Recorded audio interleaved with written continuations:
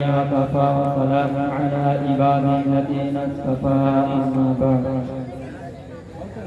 أعوذ بالله من الشيطان الرجيم بسم الله الرحمن الرحيم ربنا لا تزغ قلوبنا بعد إذ هديتنا وهب لنا من لدنك رحمة إنك أنت الوهاب صدق الله العظيम। मुअज़्ज़ज़ सामीन कराम और अज़ीज़ साथियों, ये आपका जलसा सीरतुन नबी व इस्लाह मुआशरत यानी समाज सुधार। समाज के अंदर बुराइयां बेपनाह पाई जाती हैं और उन बुराइयों की निशानदगी एक रात के जलसों से तो हो नहीं सकती।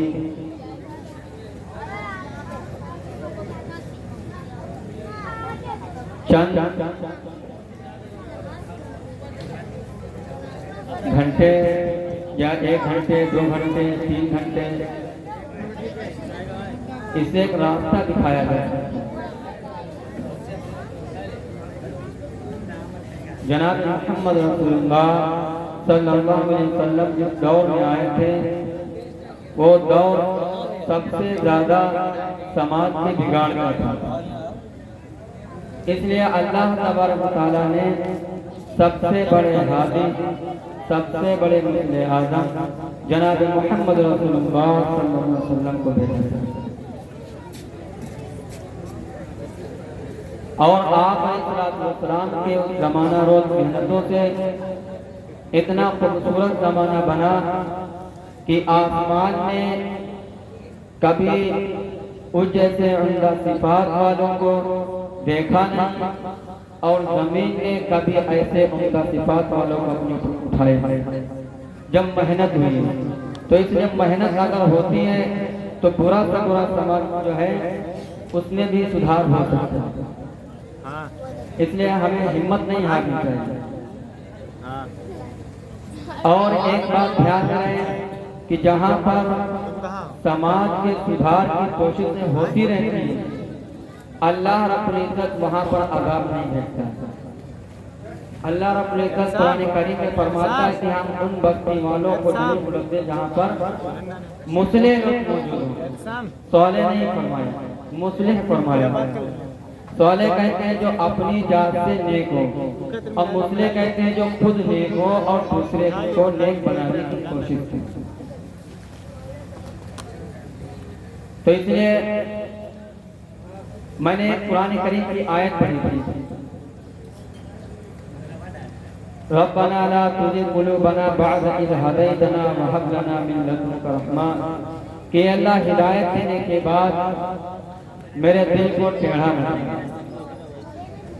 जब बुनियादी तौर पर हमें जनाब मोहम्मद रसूलुल्लाह सल्लल्लाहु अलैहि वसल्लम से रिश्ता नहीं, नबी से कोई ताल्लुक नहीं, इस्लाम क्या है मुसलमानों को नहीं मालूम, पैगंबर की हैसियत क्या है मुसलमानों को नहीं मालूम, तमाम सारे हालात जो मुसलमानों के साथ वाबस्ता हैं मुसलमान उस पर 0 पॉइंट पर हैं। आज मेरे अजीजों आज सूरत हाल ये है जो चाहे जहाँ चाहे जैसा चाहे तुम्हारे हमारे अकीदे सिर्फ एक मकड़ी के जाल की हैसियत से रह रही हैं। जो भी हवा आए वो जाल के ताने बाने को उखाड़ कर फेंक दे, जो भी आए एक लकड़ी उठाए तुम्हारे हमारे फिक्र ख्यालात को लपेट ले निकलता चला जाए। मेरे अजीजों हमारे दिलों के अंदर खुशी को तो बहार, हमारे दिलों के अंदर तरह तरह के ख्यालात, अपने मजहब पर अपने दीन पर यकीन नहीं, प्यारे पैगंबर की जात पर यकीन नहीं। ये तमाम सारी हालतें क्यों होती हैं जब दिल के अंदर बीमारियां पैदा होती हैं। और वो कौन सी बीमारियां हैं? याद है मेरे अजीजों, लाख इस्लाह मुआशरा के जलसे हो जाएं, लेकिन जब तक इंसान खुद अपने अंदर तब्दीली लाने की कोशिश ना करे तो कोशिश कभी जो है कामयाब नहीं होती। याद रहे, बहुत अच्छी कोशिश है, यकीनन ये काबिल तारीफ कोशिश है कि जमात वाले भी कोशिश करते हैं, जलसे जुलूस वाले भी कोशिश करते हैं, मदरसे वाले भी कोशिश करते हैं, दाऊद हक वाले भी कोशिश करते हैं, गली गली कूचे में उलमा खड़े हैं, हुफ्फाज खड़े हैं, दीन के दाई खड़े हैं, दीन की तबलीग करने वाले खड़े हैं कि मुसलमान सुधर जाए, मुसलमान सच्चा मोमिन हो जाए, मेरे पैगंबर का सच्चा आशिक हो जाए, कुरान पर यकीन रखने वाला हो जाए। लेकिन माफ कीजिएगा मेरे अकीदों, हर जलसे जुलूस हर खान पर जहाँ से इस्लाह की कोशिश की जाती है, लेकिन जब तक के हम खुद तब्दीली लाने की कोशिश न करें उस वक्त कभी भी कोशिश कामयाब नहीं होती। इसका मतलब ये भी नहीं है कि जब तक के इस्लाह न हो जाए हमारे तब तक दूसरों तक पैगाम भी न पहुंचाया जाए, दूसरों तक हालात भी न पहुंचाया जाए, उसके हालात का जायजा भी न लिया जाए। नहीं मेरे अकीदों, पहले नंबर पर खुद की इस्लाह की फिक्र, दूसरे नंबर पर जो हमारे सामने मौजूद है उसकी इस्लाह की फिक्र करनी चाहिए। हिदायत तो यकीनन अल्लाह के हाथ में है, हमारा काम तो सिर्फ रास्ता दिखा देना है, हमारा काम तो सिर्फ रास्ता दिखा देना है। मेरे अकीदों, हम एक वाकया जिक्र करते हैं आप लोगों के सामने। हज़रत शाह अब्दुल कादिर साहब रहमतुल्लाह अलैह, ये शाह वली मुहद्दिस देहलवी रहमतुल्लाह अलैह के साथ यादों में है। कौन शाह अब्दुल कादिर साहब? हिंदुस्तान में जो भी मसलक रहता है, चाहे देवबंदी हो, बरेलवी हो, जमात इस्लामी का किसी भी मसलक का हो, हिंदुस्तान के किसी भी मकसद में जिक्र के अगर उलमा मौजूद हैं, किसी न किसी हैसियत से इस खानदान के शागिर्द हैं, इनकी सनद वहां तक के पहुंचती है, और जिसकी सनद वहां तक के पहुंचते हैं वो आदमी है, जिसकी सनद नहीं पहुंचे झूठा आदमी नहीं। ये खानदान था। हज़रत शाह अब्दुल कादिर साहब रहमतुल्लाह अलैह के दौर में दिल्ली के अंदर इंतहाई मशहूर जो हुस्न जमाल की मलका थे, जिसका इतना बड़ा पावर था कि दिल्ली का जत्था इकट्ठा होता, एक एक रात की लाखों रुपये की फीस अदा करता। हज़रत शाह साहब को जब मालूम हुआ ये अल्लाह वाले थे, इनके दिल के अंदर तड़प पैदा हुई, अल्लाह ने इनकी निगाहों में अपना नूर रखा है, अल्लाह ने इनके दिल में अपना नूर रखा है। जब नूर की नूरानी निगाहें किसी पर पड़ती हैं, निगाहें मर्द मोमिन से बदल जाती हैं तकदीर। इसलिए अल्लाह तबारक तआला इन औलिया अल्लाह की निगाहों से हालात तब्दील कर देता है, तकदीरें तब्दील कर देता है। इसलिए उलमा ने लिखा है निगाहें दो तरह की होती हैं, एक बद नजर जो बद नजरी की तरफ उठती है, इंसान का सारा काम हो जाता है। अल्लाह के प्यारे पैगंबर इरशाद फरमाते हैं अन-नज़रु हक़्क़ुन, नजर लगना तो हक है, अच्छी लग जाए इंसान अच्छा बन जाता है, बुरी लग जाए इंसान बुरा बन जाता है, हालात तब्दील कर देता है। ये औलिया अल्लाह की निगाह थी। हजरत नौजवानों का जत्था, नौजवानों का ये आलम अपनी शबाबियत को, अपनी अजमत को उसके दर पे जाके बेच रहा है, अपनी जवानी का सौदा कर रहा है। हजरत वाला फौरन वहां से उठे, चलते बने, मुर्दीन का और तमाम शागिर्दों का काफिला चला। हजरत कहाँ जा रहे हैं? चकनी वाली गली में जा रहे हैं, तवाइफों की गली में जा रहे हैं। हजरत शाह साहब का जुमला था, वो शागिर्द कहने लगे हजरत आप तो शाह साहब के खानदान से ताल्लुक रखते हैं, आप उस खानदान से ताल्लुक रखते हैं जिसकी निस्बत पर लोगों की दस्तारें झुक जाती हैं, लोगों के सर झुक जाते हैं। आप उस गली की तरफ जाएंगे, लोग क्या कहेंगे? लोग आपके ऊपर इल्जाम लगाएंगे कि ये तवाइफों की गली में गए हुए थे, ये उस गली में गए थे जहाँ पर अल्लाह का अज़ाब नाज़िल होना है, ये उस गली में गए हुए थे जहाँ पर गुनाहों का माहौल गर्म होता है, ये उस गली में गए हुए थे जहाँ पर अल्लाह की तरफ से लानत बरसती है, ये उस गली में गए हुए थे जहाँ पर अल्लाह का अज़ाब नाज़िल होना है। मेरे अज़ीज़ों, हज़रत शाह साहब की ज़बान बंद है, आपने कोई जवाब नहीं दिया। शागिर्दों से खिताब होते हुए कहा मैं जिस गली में जा रहा हूँ उसे मुझे जाने दो,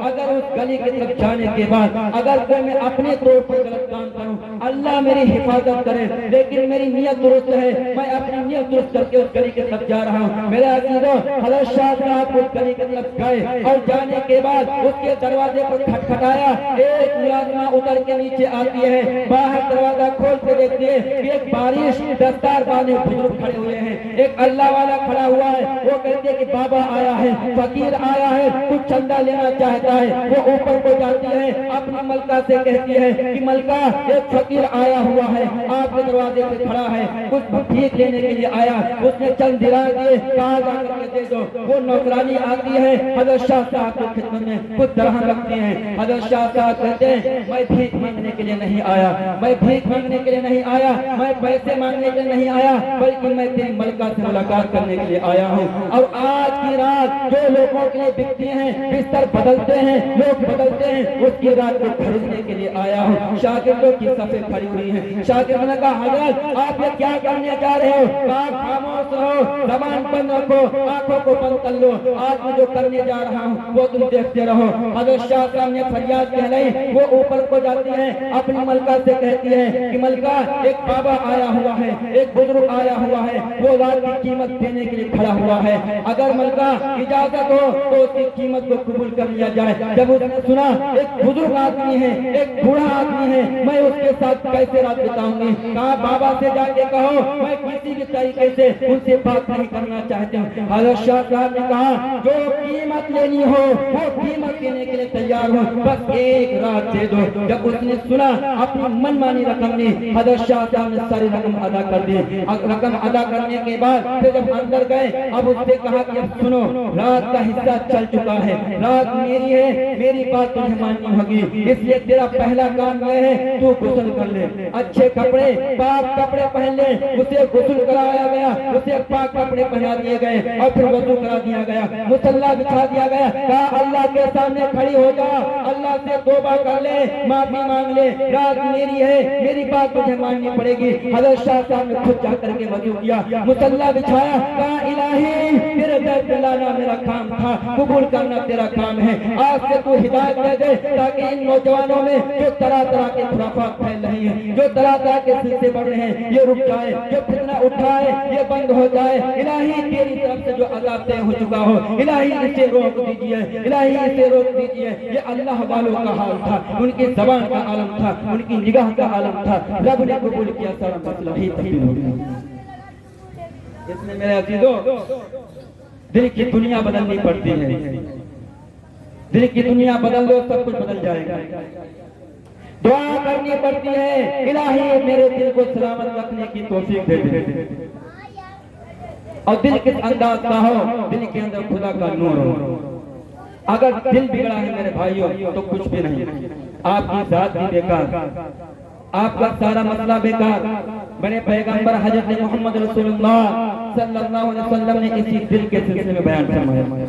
और सुनो, दुनिया की कोई भी कौम, अजीमों की कौम, खतीबों की कौम, शायरों की कौम, आशिकों की कौम, सूफिया की कौम, बुजुर्गों की कौम, अल्लाह रब्बुल इज्जत खुद न चेहरा देखता है, न किसी की सूरत देखता है, न किसी का लिबास देखता है, न किसी का माल देखता है, न किसी की दौलत देखता है, न किसी की जात देखता है, न किसी की सिफात देखता है। अल्लाह देखता क्या है? दिल को देखता है। शायर कलम उठाता है, दिल पे गुफ्तगू करता है, अजीम कलम उठाता है, दिल पे गुफ्तगू करता है, खतीब कलम उठाता है, दिल पे गुफ्तगू करते हैं। दुनिया के बड़े बड़े डॉक्टर उठे, कोई उनको जिस्म का हिस्सा न मिला, दिल पर से बड़े बड़े मेडिकल कॉलेज तैयार हो गए, दिल पर सबसे ज्यादा महंगा इलाज दिल का, सबसे ज्यादा जांचें महंगी दिल की, सबसे ज्यादा सर्विस दिल का, सारा मसला मेरे अजीजों महंगा दिल का, हर जगह का मसला दिल का है। मेरे पैगंबर ने इरशाद फरमाया, वइदा सलहत सलहल जसद कुल्लु वइदा फसदत फसदल जसद कुल्लु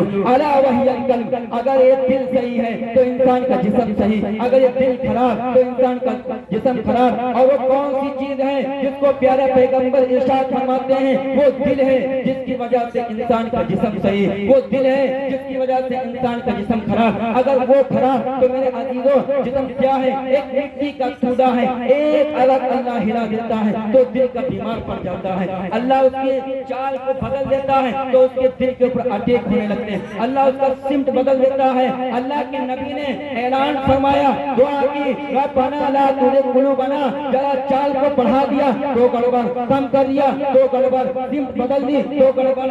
प्रेशर हाई है, कभी प्रेशर कम है, दोनों हालतों में मेरे अजीजों मौत का खतरा रहता है। जिंदगी की तबाही की तमाम अलामतें सामने आ जाती हैं। ये दिल है, ईमान के एतबार से ये हमारा दिल सही होना चाहिए, जाहिर भी सही होना चाहिए, बातिन भी सही होना चाहिए। अगर इसका बातिन सही है तो जाहिर भी सही होना चाहिए। अगर जाहिर में गड़बड़ है तो आप कितना भी खूबसूरत हो, कितनी भी दौलत हो, अंबार लगा हो, एक तार अल्लाह खींच दे दिल का सिमत बदल दे, सारी दौलत बेकार, हुस्न बेकार, माँ बाप के रिश्ते सब खत्म, दुनिया सेकंडों में खत्म। देखा एक आदमी हंसता खेलता था, चला गया दुनिया से, क्या हुआ? अटैक पड़ गया, ऐसा मामला हो गया, दिल फट गया, दिल की कैफियत बदल गई। अल्लाह के नबी ने फरमाया वो सही रहेगा, पूरा जिस्म सही, अगर वो खराब तो पूरा जिस्म खराब। जिस चीज को अल्लाह के नबी अलैहि फरमाते हैं कि जिस तरीके से दिल का जाहिर में सही होना जरूरी है, इसी तरीके से दिल में बातिन का भी सही होना जरूरी है।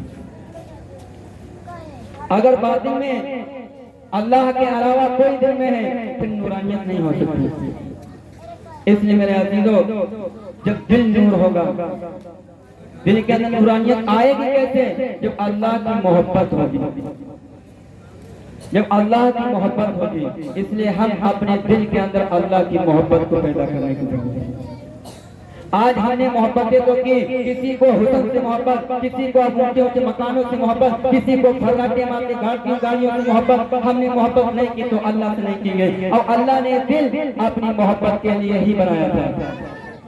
दिल का काम मोहब्बत करना है, आंख का काम देखना है, जबान का काम बोलना है, कान का काम सुनना है, हाथ का काम पकड़ना है, पैर का काम चलना है। दिल किसके लिए बनाया? अल्लाह ने। दिल मोहब्बत के लिए बनाया है, और अल्लाह से मोहब्बत के लिए, अपनी मोहब्बत के लिए अल्लाह ने बनाया है।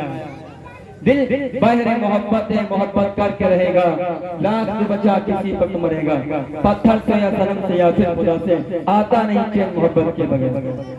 तो मोहब्बत तो होना है, लेकिन मेरे अजीजों, हम इस मोहब्बत के रुख को अल्लाह के तरफ मोड़े, अल्लाह की मोहब्बत को पैदा करें।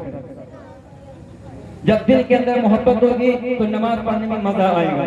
आज हम नमाजें पढ़ते हैं, पता नहीं क्या पढ़ गए हैं, हाथ जा रहे कहते मेला देखे आ रहे। क्यों? दिल के अंदर मोहब्बत नहीं है, नूरानियत नहीं है।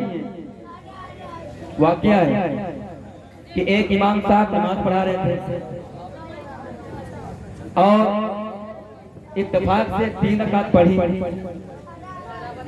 अब पीछे कुछ लोग कह रहे हैं नहीं 4 रकात हुई, कुछ लोग कह रहे हैं कि नहीं 3 ही रकात।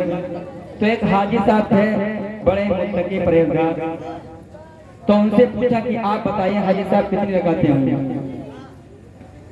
अब जिसका दिल नमाज में नहीं लगता है तो उसके तमाम ख्यालात आते रहते हैं।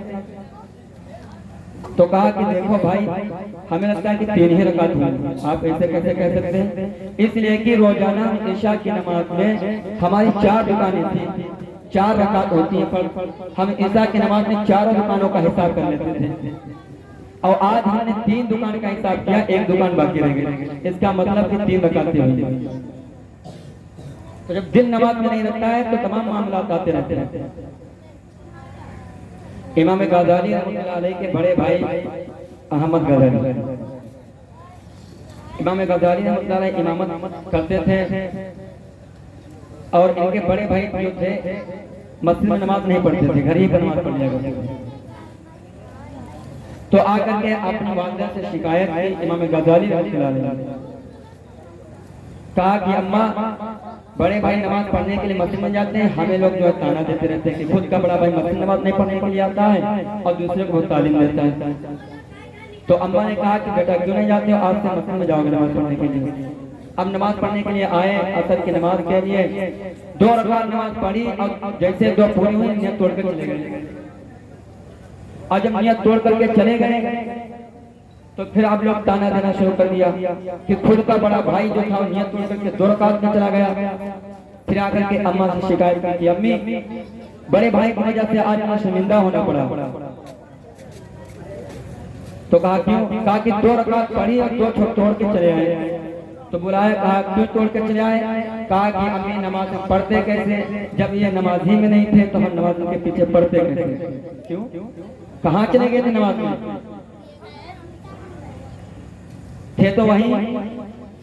तो इमाम गजाली ने कहा कि अम्मा बात ठीक कहते हैं, हमने 2 रकात नमाज पढ़ाई थी जो वो दिल के साथ पढ़ी, लेकिन मुझे असर की नमाज के बाद औरतों में दर्द देना था, तो इसलिए मैं कुछ मसाइल में चला गया था, मुझे मसाइल को जो है ढूंढने में लग गया था। अब उनकी वालिदा ने कहा कि मेरे दोनों बेटे किसी काम करेंगे। क्या मतलब? बहुत बड़ी बात है।